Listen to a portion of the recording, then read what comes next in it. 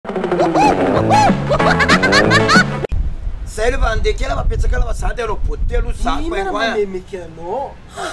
Ndeha ny beauté? Za tsy maintsy manao beauté Anao fa tsara Zazoliny, tsara miaro vaniko. Zany ela koa vitako bogosy miaro voanio tsara saoaba mifangaro voanio matsiro sady bogosy kely. Asalaye. Fa zako aloha tsy maintsy andeha kely aloha karakara beauté fa zay raha avetsika manao fotoana. Ya, ok Zazoliny. Lasa tsy manorana hitala metimety tsara. Mety ka. En place miaro vanio. Asalaye. Zay any. Zaka tyka anao. Ouais.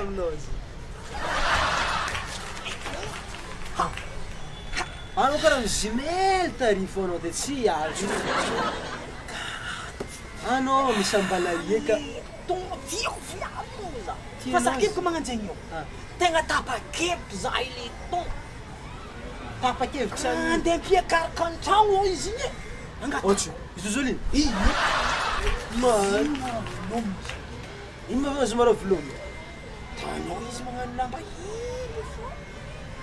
Ivy mety lamba hely ko Avy izy nomoaly igny nagnano raiky pataloha le matretreka igny.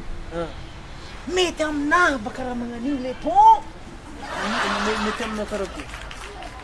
Izy baka tsy miavogno.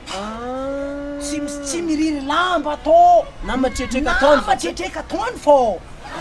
Avake izy lamba anazy ke fofoko magnano igny ka tiako tsy de mividy mety lamba maro baka zahe.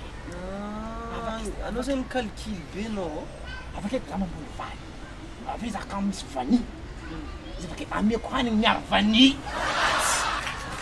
Ary nandre couple parfait miaro vany ediny nandre. Maro ko zay tao. Fitiavagna anay miaro vany. Miaro vany. Ary zany le. Azy mety aminao izy. Ko aminazy le to. Amboamboanitsika zany le ton. Ka zay ny fo problème. Toko tsara miaro vany.